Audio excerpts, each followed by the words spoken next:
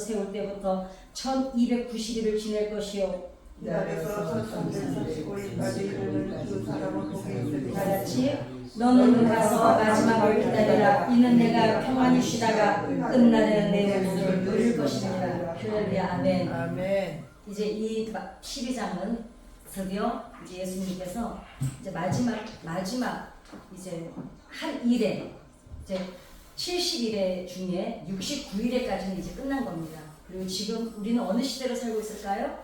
마지막 한 일회를 지금 향해서 가고 있는 겁니다. 예. 다니엘서 12장에는 마지막 때에 대해서 이제 써내려가고 있는 거고, 그때의 이제 첫 말이 그때라는 말이 이제 의미는 앞으로 그때에는 이제 이게 마지막 때, 이제 이 일은 마지막 때를 뜻하고 있는 겁니다. 다니엘서 9장에서 언급된 다니엘의 한 일에 7년을 의미하고 있죠. 그리고 다니엘서 10장에서 바벨론, 페르시아, 그리스라는 이 제국은 인간들에 의해서 좌우되는 것처럼 보였지만 영적으로는 하나님의 뜻에 따라서 어떻습니까? 천사들이 움직일 때 제국의 흥망도 좌우한다고 다니엘서가 지금 전체 우리가 1장부터 11장까지 공부해 보면 어떻습니까? 왕들이 일어나고 패하는 것 같으나 그 배후에는 다 누가 계셨어요? 그렇잖아요. 그러니 이 세상을 움직이는 게 어떻게 하나님이 아니라고 할 수 있겠습니까? 이게 한 나라만 그렇다면 그런가 보다 해요. 근데 그 위대한 그 아시리아부터 바벨론, 페르시아, 그리스, 로마 쭉 내려오면서 다 다니엘서에 기록된 대로 그대로 이루어지잖아요. 근데 그 배후에는 누가 기획하셨어요? 모든 연출은 하나님께서 하셨습니다. 그러니까 결국은 어때요? 역사의 주관자는 유능한 왕이 아니고 뛰어난 리더자가 아닙니다. 오직 하나님 한 분이신 걸 저는 믿습니다. 아멘. 그러면은 앞으로 일어날 마지막 때도 마찬가지입니다.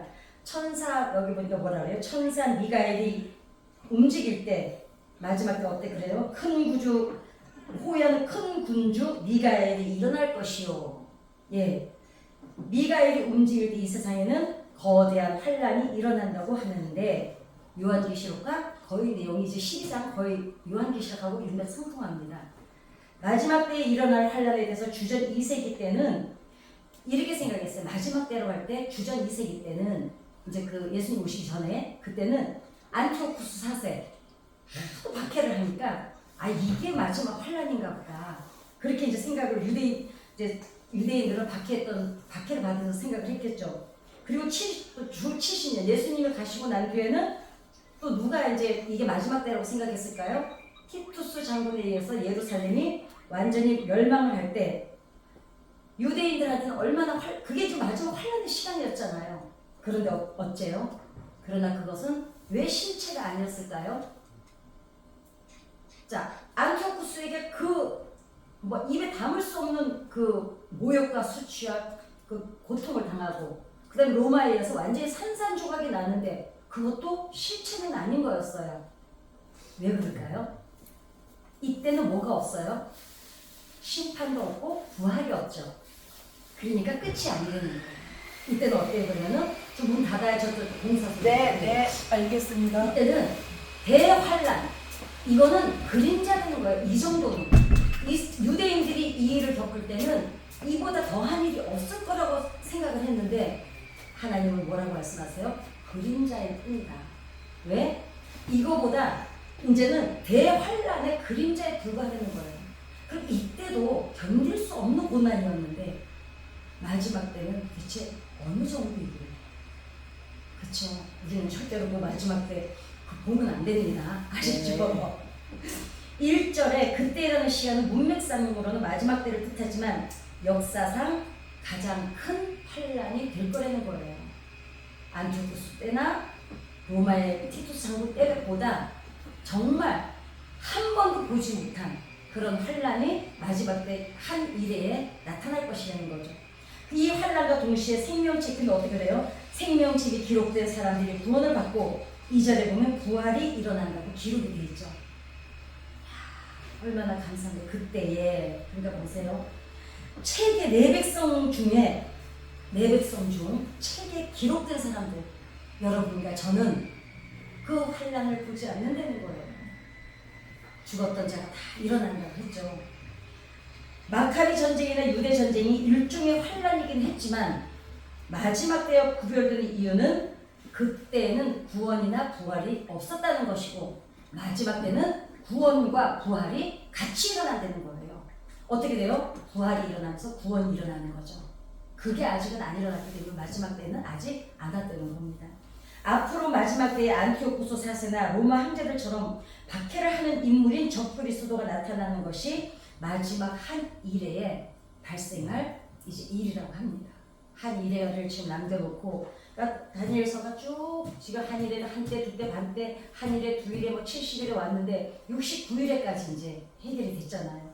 그러나 환란이 있긴 하지만 구원과 부활이 이루어지고 이방인의 충만한 숫자가 채워지는 시간이기 때문에 3절은 뭐라 그랬습니까? 많은 사람들을 의로움으로 이끈 사람들은 영원히 별처럼 빛나게 된다고 표현을 하는 것이다. 자, 옳은 대로 이끌었다는 것은 무슨 뜻일까요? 자, 다시 제가 한번 읽어볼게요. 우리는 하나님 앞에 설 때 단 하나 이것으로 평가를 받게 될 것이다. 자, 우리가 얼마나 많은 돈을 벌었는지, 얼마나 많은 헌금을 했는지, 우리가 얼마나 많은 봉사를 했는지, 이 세상에 살면서 어떤 권력의 자리에 있었는지, 또 높은 자리에서 얼마나 호령하고 살았는지, 우리 인생이 얼마나 의로움과 가까운 삶을 살았는지, 그리고 우리가 의로움을 위해서 우리 인생을 얼마나 투자했는지, 또 의로움으로 이끌기 위해서 얼마나 많은 사람에게 거룩한 영향력을 끼쳤는지 거기에 대해서만 평가를 받게 될 것이라는 겁니다. 자, 그러면 자, 어떤 사람은 생명의 부활로, 어떤 사람은 심판의 부활로 여기 그러잖아요. 악한 사람은 계속 악하게 가고 선한 사람은 구원을 얻는다고 되어 주신 12절에, 아니 12장에. 자, 보세요. 그러면 의로움으로 이끌기 위해서, 그럼 의로움이라는 게 뭘까요? 의로움이라는 게, 오늘은 이 의로움에 대해서 정확히 알고 가시면 좋아요. 우리가 의 많잖아요. 의롭다. 의자가 한자로 오를 의자로 씁니다. 그러면 하나님의 의가 뭐냐면요, 정확히 알면 돼요. 하나님의 의는 하나님의 계획하심과 목적이 의롭다는 거예요. 그게 왜? 오를 의자잖아요. 하나님의 모든 계획, 하나님의 모든 목적은 모든 것이 옳다는 거예요. 그러니까 하나님은 옳으십니다 할 때 뭐가 옳다냐, 창조하시고 전지전능하시고 우리를 구원하시고 이게 아니에요. 하나님의 의라는 것은 정확하게 명료화를 시킨다면 하나님의 뜻과 계획은 모든 것이 의롭다는 거예요. 그러면 여기서 지금 뭐라 그러냐면 의로운 길로 인도한 사람, 그 사람들이 뭐라 그래요?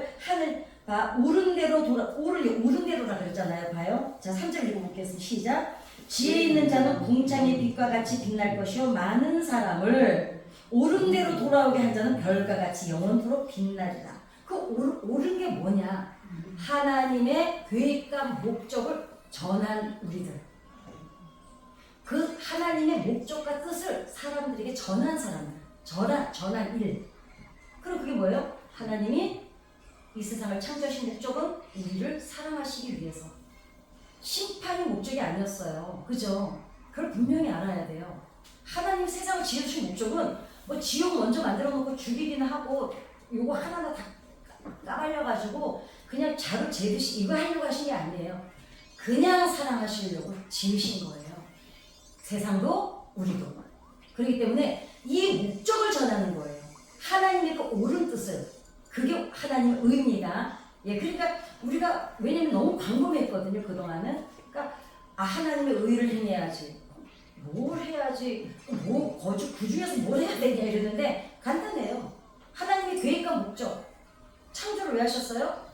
하나님 위해서 하지 않았어요. 그죠? 누구 위해서 했어요? 우리를 위해서 하셨어요. 사람 왜 지으셨어요? 사랑하시려고 지으셨어요. 그게 하나님의 뜻과 목적입니다. 그리고 왜 구원하셨어요? 우리를 사랑하시기 때문에 죽일 수가 없어서. 마지막 때는 왜 오셔요? 이제 영원한 사랑의 결실을 맺기 위해서. 그 하나님의 옳은 뜻을 전하는 게 우리의 할 일인 줄 믿습니다. 자, 왜 그렇습니까? 그럼 어떤 사람은 생명의 부활로, 어떤 사람은 심판의 부활로 나가게 되는데 왜 그러냐? 4절에 많은 사람들이, 근데 여기는 빨리, 자, 4절 한번 보실까요? 다니엘아, 마지막 때까지 이 말을 간수하고 이 글을 봉함하라. 많은 사람이 빨리 왕래하며 지식에 더하는데 원문에는 빨리라는 단어가 없어요. 그렇기 때문에 말이 이게 우리가 아달로 어달이다 그러잖아요. 그게 맞아요. 빨리라는 말이 없습니다. 뭐냐면, 자, 빨리 원문에는 없는데 왕래하면 지식이 더하는 시대가 될 것이기 때문이라. 왜 그럴까? 자, 지식이 더할 거라 그러는데 어떤 사람들은 빨리 왕래하고 지식이 더한다는 거에 우리가 그렇게 이해할 수도 있어요. 왕래가 빨라지고, 우리 그랬잖아요. 옛날에는 뭐 걸어 다니고 말 타고 다니는데 지금 비행기가 다니고, 이제 비행기도 필요 없어요. 전화기만 켜면 터치 몇 번만 하면 전 세계를 앉아서 다 볼 수 있죠. 이제 이래서 이동하는 시간이 빨라지고 정보와 지식이 홍수처럼 넘쳐나는 것을 빨리라고 생각을 하는데 다니엘서 원문에는 빨리라는 단어가 없습니다. 그러면 그리고 이곳저곳을 왔다 갔다 한다는 표현이 원문의 내용입니다. 그러니까 이거예요. 빨리라는 말이 빠지고 이곳저곳을 그냥 왔다 갔다 한대요. 사람들이 마지막 때는.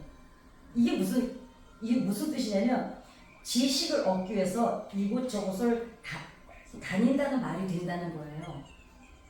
이게 뭘까요? 그래서 사절과 문맥상으로 그러니까 사절하고 지금 가장 문맥상으로 가까운 데가 어디냐면 아모스 8장 11절에 제가 읽어드릴게요. 여호와의 말씀이라 보라 날이 이를지라 내가 기근을 땅에 보내리니 양식이 없어. 이 말씀 너무 유명하죠. 양식이 없어 주림이 아니며 물이 없어 가람이 아니며 뭐라고요? 야훼의 말씀을 듣지 못하는 것이 기갈이라고 했거든요. 근데 잘 생각해보세요. 요즘처럼 말씀이 넘쳐날 때 보셨어요? 그쵸? 유튜브부터 온 사람, TV도 지금 우리가 기독교 개통의 방송은 몇 채널이 있죠? 하루 종일 나옵니다. 24시간 말씀, 간증, 찬양 계속 나옵니다. 그런데 보세요. 교회를 다니는데 진리를 모르고 우왕좌왕 한다는 거예요. 지금 대형교회들 몇 교회 아시잖아요. 그죠? 거기는 엄밀히 따지면 예수를 믿는 곳이 아니에요. 초원제로 지내는 WCC 같은 거는 초원제로 개막식 때 초원제로 미친 것들 아니에요. 거기 하나님 안 계세요. 하나님이 어떻게 한 건물 안에 하나님이 우상과 같이 계시겠습니까? 가본의 신전처럼 뭐가 지금 부러지든지 할 텐데요. 이거 정확히 알아야 돼요. 그리고 냉정하게 깨달아야 됩니다. 그래도 거기 계시는 성도님들은 어리석은 거죠. 왜냐하면 이스라엘 민족들이 하나님이 뭐라 그러셨어요? 리더자들만 나쁜 게 아니라 그랬어요. 그죠? 내 백성이 무지하다 그랬어요. 그렇기 때문에 다니엘은 그러면은 왜 이 말씀을 간수하고 간직해야 했느냐? 안티오쿠스 4세의 박해를 피해서 광야로 나가서 신앙을 지켰던 사람들을 그 광야로 나가신 에세네파 이 사람들을 통해서 유대 묵시 문화가 사상이 생겨났습니다. 그 다음에 로마 시대에는 10명의 황제들이 극심한 박해를 가했을 때 그리스도인들이 어디로 들어갔습니까? 카타콤으로 들어가서 종말을 예배했어요. 이때는 왜 그랬을까요? 이때가 이분들은 종말인 줄 알았어요. 그죠? 그러니까 안티오쿠스 4세 때도 이게 마지막인가 보다, 종말인가 보다 이랬고, 그 다음에 그 로마 황제 때도 너무 박해가 심하니까 어떻게 해요? 제가 어저께 어떤 자료를 보니까 세상에 그 예수 믿는 사람들을 그 원형 경기장에 아이들하고 넣어놓고는요, 사자를 4군데서 그 창살 딱 여니까 사자를 거의 한 보름 공기더라고요. 그 얘네들이 거의 일어날 힘도 없을 때까지, 그러니까 뭐든지 돌이라도 있으면 돌도 깨물어 먹을 정도, 막 아주 독이 올라 있을 때로. 왜냐면 사람도 배가 너무 고프면 우리가 뭐라 그래요? 눈에 보이는 게 없다 그러잖아요. 이 예루살렘 성이 마지막 그 점령을 당할 때요, 왜 5살 미만 아이들이 죽었냐면요, 다른 그 문헌에 보면 아이들로 안 보였대요. 토끼, 뭐 짐승으로 보여서 잡아먹었다는 거예요. 먹고 나서 눈이 밝아지니까 그때서야 어머 애를 그때 발견한 거예요. 그게 어디에서 인격상통하냐면 요나단이 사울의 아들 요나단이 배가 너무 고파서 눈이 거의 우리 배가 너무 고프면 어때요? 이 간판 보면 밥집밖에 안 보여요, 그죠? 그게 그래요. 그러니까 근데 꿀을 찍어서 먹고 나니까 그때 눈이 밝아졌다 그러거든요. 그게 무슨 뜻이냐면은 배가 너무 고프면 눈에 보이는 게 다른 게 헛게 보인다는 말이 맞는 거예요. 그러니까 왜 아무거나 먹는다 그러잖아요. 예, 그렇습니다.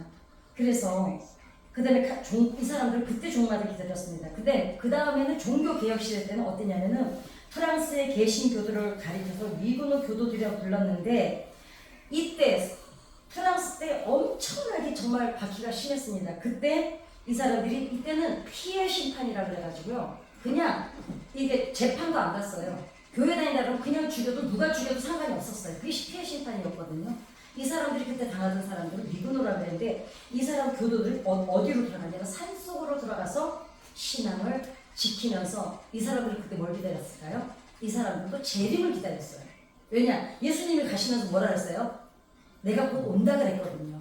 이 사람들은 산속으로 미군노들은 프랑스 때는 그때 제가 언제가 한번 언제 해드렸냐면 아마 중간사에 해드렸을 거예요. 그래서 그 프랑스의 스위스의 시계 장인들이 원래는 스위스가 아니었다고요. 프랑스에 있었어요. 근데 이 사람들은 칼뱅파예요. 칼뱅파는 이 사람들은 그거잖아요. 왜 저기 선택적 구원.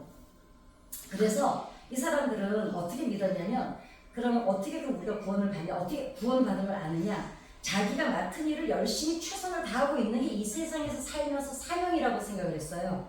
그래서 칼뱅파의 성도들은 한 가지에 아주 그냥 가문을 있는 사람들이 많았어요. 왜냐면 그게 하나님이 주신 사명인 줄 알고. 그래서 시계 만드는 사람 막 이렇게 아무튼 그 스위스에는 그 시계 유명하잖아요. 이 사람들이 원래 프랑스에 있었는데 프랑스에서 그때 그 피해 심판이라고 해서 막 너무너무 기독교인들을 탄압되니까 이 사람들이 스위스로 내려온 거예요.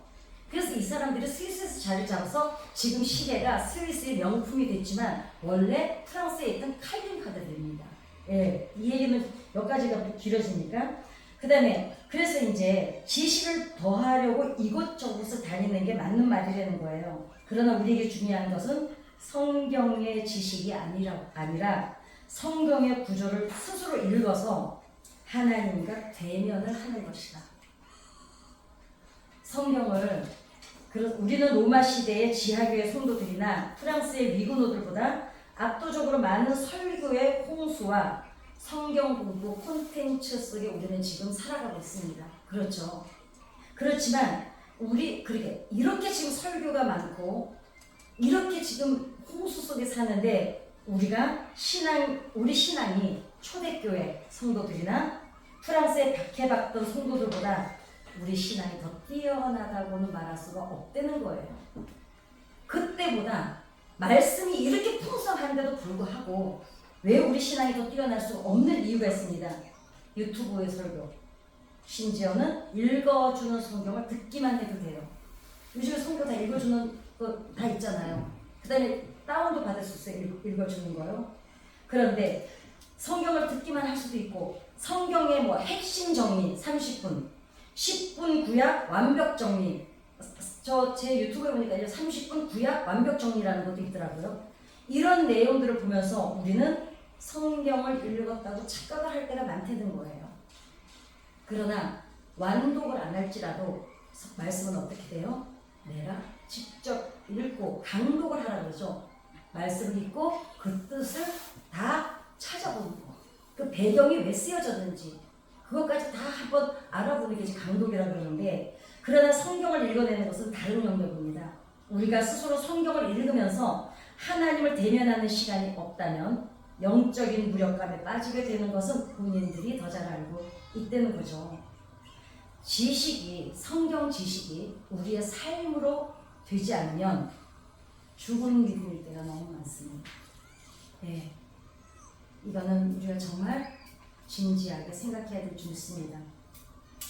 우리 신은수 권사님은 워낙 성경을 그냥 참 부러웠어요. 좀 성경을 읽으신다는 얘기 내가 다시 읽어야 되겠다. 그 전에 자랑하려고 저는 많이 읽었거든요. 난 몇 번 읽었어. 이거 자랑하려고. 그랬는데 그게 아니야. 한 구절 읽고 이 말씀이 하나님께서 이 말씀을 왜 하셨고 이 말씀의 배경은 무엇이었고 이 말씀에 그때 당시 어떤 의미를 주셨는지 그렇게 하나님 말씀을 정말 대면하는 신앙 그게 우리의 삶을 변화시킬 줄 믿습니다. 다니엘 5절에서는 지금 티그리스 강가에서 이 환상을 갖고 있는 다니엘은 두 존재를 봤다고 아까 봤죠. 그 중에서 한 존재가 세마포옷을 입고 있는데 누구시죠? 바로 예수님이십니다. 그리고 다른 한 천사가 예수님에게 묻죠. 이 놀라운 일들이 일어나려면 얼마나 오래 있어야 할까요? 근데 7절에서 반드시 한때, 두때, 반때, 즉 3년 반을 지나야 하는데 그러면 성도들이 받는 핍박이 끝나게 된다고 말하고 있습니다. 여기서도 번역할 때 접속사나 부사의 번역 없이 문제가 있는데 성도의 권세가 자 7절 한번 다시 보실까요? 자 내가 들은즉 그 세마포 옷을 입고 강물 위쪽에 있는 자가 자기의 좌우손을 들어 하늘을 향하여 영원히 살아계신 이를 가리켜 맹세 이르되 반드시 한때 두때 반때를 지나서 성도의 권세가 다 깨지기까지이니 자 이 깨지기까지가 뭐냐면 성도의 권세가 깨지기까지라는 대목에서 성도들이 깨진다는 느낌을 받을 때 성도들이 깨진다는 게 뭘까? 글쎄 뭐 같으세요? 믿음이 깨진다고? 아니면 뭐가 깨진달까? 근데 이게 그 뜻이 아닙니다. 한때, 두때, 반때 날수로는 이게 날수로는 1260일 동안 이게 마지막 때죠. 종말 때 적그리스도에 의해서 행해질 성도들에 대한 박해, 환란, 즉 성도들에 대한 권세가 깨진다는 말이 되는 거예요. 그러니까 성도들의 삶이 깨진다는 게 아니라 영적인 권세가 깨어진대요. 왜냐? 이때 적그리스도에 의해서 그냥 너무나 막 핍박을 받으니까 성도들이 아무 힘을 못 쓰고 당하고 있다는 거예요. 그런데 이걸 당하는 사람들은 휴거가 된 사람들일까요? 아닐까요? 안 된 사람들이죠. 우리 수고홈에서는 교단마다 좀 다르다고 말씀드렸잖아요. 우리 수고홈에서는 전천후죠. 전천후설이죠. 먼저 들림을 받잖아요. 3년 반을 안 겪잖아요. 그러니까 우리하고는 상관이 없습니다. 예. 그러니까 교단마다 왜 이렇게 다른지 모르겠는데 8절에서 다니엘은 이것을 들었음에도 불구하고 깨닫지 못해서 다시 묻습니다. 그때 9절에서 이렇게 대답을 합니다. 다니엘아 갈지어다. 이 말은 다니엘과 직접적인 관련이 없기 때문에 이거예요. 이제 다니엘아 갈지어다 이거는 그때 이게 뭐냐고 또 물으니까 다니엘아 괜찮아. 이 얘기는 너랑 상관이 없어. 왜? 다니엘 후에 먼 훗날 지금 일어날 일이잖아요. 그러니까 너는 그냥 관련이 없기 때문에 너는 그냥 너의 삶을 충실히 살다 하나님 곁에 오면 돼. 이제 이 얘기입니다. 예, 너 가버려 이게 아니라 괜찮아. 너는 이제 가도 돼. 왜냐면 이 뒷얘기는 네가 몰라도 돼. 이 얘기입니다. 대신 다니엘에게 주어진 예언의 말씀을 잘 간직했다면 하나님은 마지막 때에 이루신다는 그 의미가 되는 겁니다. 여기서 간수하고 봉합하라는 의미는 다니엘의 예언이 무지한 사람들이 해독하지 못하는 퍼즐 같은 난해한 예언이 아니라 그러니까 하나님의 말씀을 자꾸 요한계시도 뭐라 그래요? 자꾸 봉합돼 있다 그러잖아요. 그게 아니라는 거예요. 그게 아니라 마지막 때까지 마음에 간직하는 사람들에게 하나님께서 친히 드러내 주신다는 그런 의미라는 거예요. 니는 알면 안 돼. 아니 그럼 아버지가 무슨 일을 하려고 그러는데 자식한테 그러니까 나쁜 일을 지금 막 큰 일을 지금 이 세상이 절단나는 일이 일어났는데 쉬쉬할 리는 없잖아요. 그죠? 아니 그러려면 우리를 왜 구원하세요? 그죠? 아니라는 거예요. 그게. 근데 우리가 잘 이해를 못할 때는 어때요?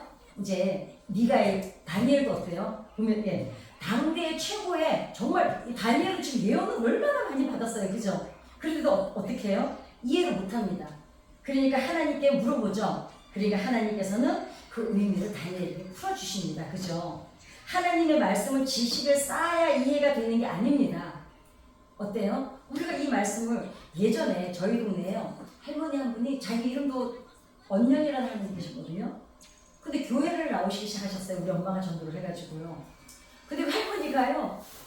찬송가도 다 따라 부르고요. 성경을 읽으세요. 희한하잖아요. 그죠? 자기 이름도 못 쓰는 분이 옛날에 그런 거 가끔 못 보셨어요? 듣거나? 정말 있었어요. 그러니까 하나님의 말씀은요, 지식으로 쌓아야 되는 게 아니라는 거예요. 어때요? 마음에 간직할 때 풀리는 비밀과도 같은 것이라는 거예요. 어때요? 영적인 일인 거예요. 그러니까. 예. 10절에 보면 예수님의 말씀이 떠오르죠. 예수님은 다 예수님의 말씀을 듣지만 모두가 다 깨닫는 것은 아니듯이 다니엘의 예언을 다 같이 들어도 어때요? 다 깨닫는 것은 아닐 것이다. 왜냐하면 끝에 뭐라 그래요? 많은 사람이, 자 10절 보실까요? 시작. 많은 사람이 연단을 받아 스스로 정결하게 하며 희귀할 것이냐. 어때요? 악한 사람은 악을 행하리니 악한 자는 아무것도 깨닫지 못하되 오직 지혜 있는 자는 깨달으리라. 지금 이 얘기를 좋아요. 이 얘기를 우리가 나가서 하면 예수 안 믿는 사람들이 믿어요? 안 믿잖아요. 그죠? 근데 우리는 어때요? 우리가 죽기 전에 안 일어나도 우리는 믿어요. 그죠? 네. 천국 갔다 오지도 않았는데 우리는 어떻습니까? 천국을 사실로, 현실로 지금 현재 진행형이라고 받아들이잖아요. 이게 지혜라는 겁니다. 그러니까 하나님의 말씀은 어때요? 지식으로 깨닫는 게 아니라는 거죠. 예. 환란을 앞둔 상황을 마음에 받아들이는 거죠. 환란이 반드시 있을 거라고 우리가 그 상황을 받아들인다면 스스로 정결하게 하고 어때요? 그래, 인생은 이게 끝이 아니야. 이러겠죠. 그리고 변화와 거룩함을 중요한 가치로 삼게 될 것이다. 그러나 이 말씀을 간직하지 않는다면 누구도 이 말씀을 깨닫지 못할 것이다. 10절에서 지혜 있는 사람은 이 말씀을 깨닫지만 악한 사람은 아무것도 깨닫지 못한다고 언급을 합니다. 그래서 다니엘이 말하는 이 말씀을 듣고 무엇이 참된 가치인지를 깨닫는 사람이라면 생명을 가진 지혜 있는 사람들이지만, 자, 우리에게는 뭐가 있을까요? 하나님의 생명이 존재하고 흐르고 있죠. 우리는 깨닫죠. 그렇지만 이것이 우리 삶에 아무런 변화나 구속력을 갖지 않을 정도로 무지하게 인식하는 사람들이라면 어때요? 여전히 악을 행할 것이고 생명과는, 부활과는 아무 상관없이 관련이 없는 사람들이라는 준엄한 말씀이라는 것을 받아들이는 거죠. 그래서 11절부터는 환란의 구체적인 요소를 말하고 있습니다. 11절 그렇죠. 이제 그 옛날 안티오쿠스가 로마 황제, 안티오쿠스도 어떻게 했어요? 성전을 완전히 그냥 더럽혔죠. 제우스 신상을 살고 돼지피를 뿌리고 성전 안에서 못된 짓 하게 만들고, 안티오쿠스도 그랬고, 그 다음에 로마 황제들이 그랬던 것처럼 예배를 금지하고 오히려 누구를 신이라고 했어요? 안티오쿠스도 그랬고 로마 황제들도 자신을 가리켜서 신이라고 하는 가증한 언행을 했던 왕들이 있었습니다. 앞으로 적그리스도 역시 예배와 신앙을 금지하고 자신을 하나님의 자리에 올려놓는 그런 현실을 어쩌면 우리도 경험하게 될지도 모릅니다. 그거 안 겪고 우리는 빨리 천국 가는 게 좋은데, 그죠? 그러나 핵심은 예배가 사라지고 자신이 하나님의 자리를 그러니까 그 마지막 때의 가장 핵심은 뭐냐면 예배가 사라진다는 거예요. 그런데 요즘에 어떻습니까? 예배가 사실은 사라지고 있다는 게 맞습니다. 유튜브로 예배 드리는 젊은 사람들 많잖아요. 그 다음에 가난한 성도들, 가나안이 안 나가, 그러니까 교회를 안 나가는 성도들이 가나안 성도라고 그러거든요. 그 말을 거꾸로 하면 가나안이야, 안 나가가. 근데 이 사람들 어떻습니까? 저는 물론 이제 제가 얘기를 해요. 교회를 안 나와도 예수 그리스도를 믿고 구원 받습니다. 근데 저는 그렇게 말했거든요. 그러나 교회를 나오지 않는 삶에 능력이 안 나타난다고 말씀을 드렸는데, 어찌 보면 하나님의 예수님이 이 땅에 오셔서 세우신 게 교회라 그랬는데, 여러분 그 교회를 어떻게 받아들이셨어요? 보이는 교회? 아닙니다. 예수님이 세우신 교회가 누구예요? 우리를 성전 삼으셨잖아요. 그런데 한 가지 만들어 놓으신 게 있습니다. 그게 뭘까요? 코인입니다. 모여서 함께 공동체를 이루어서 주의 사명을 감당하는 이 공동체 안에 들어올 때 장작이 같이 활활 타는 것 같은 능력이 일어나는 거예요. 아무리 잘 타는 장작이 있어도 그 중에서 가장 잘 타는 장작을 하나 꺼내서 밖에 내놓으면 이 장작은 금방 불이 꺼져요. 그 장작 하나가 그렇게 잘 타서 이 장작 때문에 옆에 장작들이 타고 있었거든요. 근데 얘를 꺼지고 내놓으면 혼자 두면요 반드시 꺼집니다, 불이. 우리는 옛날에 불 때고 밥 해 먹어봐서 알아요. 왜냐면 밥할 때요, 밥 뜸들일 때 어떻게 해요? 불 떼고 밥 안 해보셨어요? 해보셨죠? 예, 저도 해봤어요. 왜냐하면 거기서 밥 뜸들일 때 제일 잘 타는 거를 뭐 끄집어서 내놓고 얘는 이제 꺼놔요. 꺼놓고 그 찌릿찌릿한 애들 얘네들 이제 사그라들면서 밥이 뜸이 들거든요. 얘 금방 꺼져요. 굳이 물 안 뿌려도. 그쵸? 그러니까 혼자 신앙생활을 한다고 공동체에서 떨어져 나가면 삶에서 능력이 안 나타난다는 거예요. 힘을 잃는다는 거죠. 그래서 반드시 교회 공동체 꼭 참여를 해야 되는 줄 믿습니다. 아멘. 그리고 자, 그 환란이 발생한 지 1290일이 지나고 보니까 더 기다려서 1335일이 지나는 그 사람에게는 복이 있다고 말하는 것이다. 자, 11절 한번 읽어보실까요? 예, 시간이 없고 이건 읽고 가십시다. 왜냐면 그게 훨씬 나을 것 같아요. 자, 11절? 네. 아니, 12절, 11절부터 시작. 매일 제사를 폐하며 멸망하게 할 가증한 것을 세울 때부터 1299일을 지낼 것이요 기다려서 1335일까지 이르는 그 사람은 복이 있으리라. 너는 가서 마지막을 기다리라. 이는 내가 평안히 쉬다가 끝날에는 내 몫을 누릴 것이니라. 자, 1290일까지는 뭐냐면 환란의 시간입니다. 네.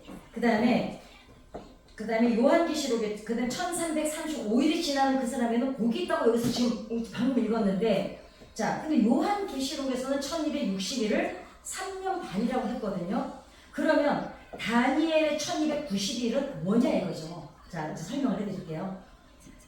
잘못된 것일까 하는데 그게 아니라 환란의 기간이 1260일인 것은 맞아요. 1260일 동안은 환란입니다. 그 다음에 1260일이 지나면 환란이 그치고 성도들을 향한 적 그리스도의 박해와 권세가 이제 깨집니다. 그리고 그리스도의 구원과 심판이 이루어지는데, 그렇다면 1260일보다 30일이 더 지난 1290일이 된다면 완전한 그리스도의 심판을 보게 되는 것이고, 그로부터 45일이 더 지난, 여기 뭐라 그랬어요? 1335일까지 지나면 그리스도께서 주시는 영원한 부활과 그의 영광스러운 나라를 확실하게 보게 될 것이라는 의미가 되는 것이다. 그러니까 1290일 동안, 1260일 동안까지는 환란의 시간이에요. 이 시간에 만약에 포기를 하면 그 다음 뭐처럼 1290일을 못 보는 거죠. 그 얘기예요. 근데 1290일까지도 끝난 게 아니야. 1335일까지 가야 이때는 이제 구원과 부활과 심판이 모두 끝나는 시간이 되는 거예요. 이날까지 가야 된다는 거예요. 예. 또 환란의 시간이 있고, 그 다음에 환란이 끝나고 이제 적그리스도가 깨져요. 그 다음에 1290일이 돼요. 1290일이 지나서 그 다음이 그때부터 이제 심판, 부활, 상급 이 시간인 거예요. 그러니까 1335일까지 있어야 우리는 이거 여기에 상관없습니다. 이제 남아있는 사람 3년 반을 견뎌야 되는 사람들 얘기입니다. 그래서 마지막 때가 된 뭐냐면, 그래서 다니엘한테 지금 무슨 얘기를 하고 있는 거냐면, 다니엘은 죽고 없겠지만 끝날에는 이때 죽은 자들이 어떻게 돼요? 다 일어난다 그랬잖아요. 끝날에는 다니엘이 일어나서 부활해서 다니엘에게 주어진 보상을 받게 될 것이고 하늘의 별과 같이 빛날 것이라고 약속을 하는 이유가 12장입니다. 예, 이것이 다니엘에게 주신 마지막 한 일에, 이제 69일까지는 로마까지가 다 끝나요. 그리고 나중에 70일이잖아요. 70일 중에 한 일에만 남는 게 마지막 때입니다. 이게 지금 12장에서 마지막 끝내는 마무리하는 겁니다. 자, 이게 다니엘에게 주신 마지막 한 일에 대한 환상이고 약속이었습니다. 다니엘은 왜 자신과 전혀 관계없는 다니엘 12장을 그럼 간수하게 했을까? 예, 다니엘은 죽었지만 다니엘 이후의 성도들이 이 기록을, 누구가? 우리들이 이 기록을 마음에 새겨서 현실을 감당해야 되기 때문입니다. 요세푸스는 이제 마지막으로 유대 고대사의 역사학자죠. 이 사람이 이렇게 말했어요. 다니엘은 신비한 계시들을 접한 위대한 선지자 중에 하나였기에 생전에도 왕들과 백성들의 존경과 칭찬을 한 몸에 받았던 인물이다. 이 요세푸스가 역사학자가 자기 그 기록에다가 이렇게 남겼습니다. 비록 그는 죽었으나 그에 대한 기억은 영원히 사라지지 않을 것이다.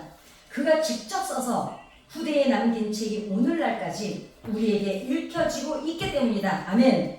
우리는 이 책들을 통해서 다니엘이 하나님과 직접 대화를 나누었으니 분명하다고요? 아니라고요? 분명하다고 믿습니다. 아멘. 1260일간의 환란, 그리고 1290일에 보게 될 그리스도의 심판, 1331일 때 보게 될 영원한 실체들이 우리에게 어떤 의미가 있겠냐. 1260 동안은 환란, 자 1920일까지는 그리스도의 심판, 1134일 때는 우리에게 주어지는 구원과 이제 보상입니다. 우리는 자 악을 행하면서 몇 대까지 대물림으로 부를 누리다가 이 땅에서 끝난다면 무슨 의미가 있겠냐 이거예요. 우리는 결말을 알고 있기에 신앙은 지식이 아니라 어떻습니까? 생명이라는 말씀을 붙잡고 우리는 살아내는 것인 줄 믿습니다. 이 말씀을 믿기 때문에 우리는 오늘도 이 자리에서 하나님 앞에 왜 기도하고 있습니까? 우리만이 아니라 이 말씀을 붙잡고 승리해야 될 또 누구가 있습니까? 우리의 후손들, 우리의 후배들, 신앙 후배들을 위해서 우리는 어떤 마음으로 기도해야 되느냐? 내 후손들만이 아니라 이 세대를 이어가서 하나님의 옳은 일을 전할 다음 세대를 위해서 우리는 우리 선진들이 하셨던 것처럼 우리는 또 기도의 뿌리를 내려줘야